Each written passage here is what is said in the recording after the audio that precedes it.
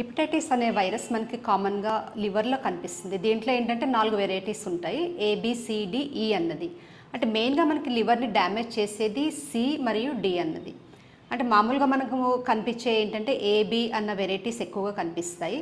అంటే మనకి డైరెక్ట్గా ఎట్లా ఇన్ఫెక్ట్ అవుతుంది అనుకున్నప్పుడు మనకి ఇంజెక్షన్స్ ఏమన్నా వేరే హెపటైటిస్ ఇన్ఫెక్షన్ ఉన్న వాళ్ళకి ఇచ్చే ఇంజెక్షన్స్ తోటి అంటే డిస్పోజబుల్ చేయకుండా సేమ్ అవే ఇంజెక్షన్స్ ఏమన్నా వేరే వాళ్ళకి యూస్ చేసినప్పుడు, లేదంటే మదర్కి ఒకవేళ హెపటైటిస్ బి ఏమన్నా వైరస్ ఉన్నప్పుడు డెలివరీ టైంలో బేబీకి వచ్చే అవకాశాలు ఉంటాయి.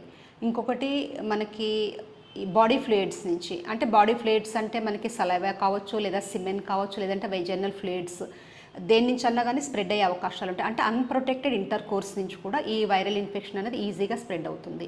లేదంటే బ్లడ్ నుంచి మనకి ఎక్కడైనా ఎబ్రేషన్స్ ఏమన్నా ఉన్నప్పుడు, అంటే దెబ్బ తగిలినప్పుడు ఏమైనా బ్లీడింగ్ కంటిన్యూ అవుతున్నప్పుడు, మనకి వేరే వాళ్ళకి ఏమైనా హెపటైటిస్ బి ఉన్నప్పుడు వాళ్ళ బ్లడ్ ఏమన్నా మనకి ఎక్స్పోజ్ అయినప్పుడు ఆ రా ఏరియాలో మనకి హెపటైటిస్ బి వచ్చే అవకాశాలు కూడా ఎక్కువగా ఉంటాయి. అంటే హెపటైటిస్ బి వైరస్లో మనకి ఎక్యూట్ అంటారు, క్రోనిక్ అంటారు. ఎక్యూట్ అన్నప్పుడు మనకి ఇన్ఫెక్షన్ అయిన తర్వాత వితిన్ 6 months లోపల మనకి సిమ్టమ్స్ అనేవి కనిపిస్తాయి.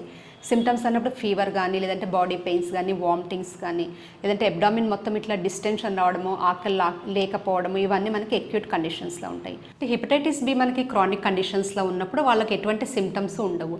అంటే ఏదన్నా బ్లడ్ టెస్టులు చేయించుకున్నప్పుడు మనకి హెపటైటిస్ బి వైరస్ కానీ, లేదంటే లివర్ ఫంక్షన్ టెస్టులు చేయించుకున్నప్పుడు దాంట్లో కొంచెము ఈ లివర్ ఎంజైమ్స్ అనేవి పెరుగుతాయి.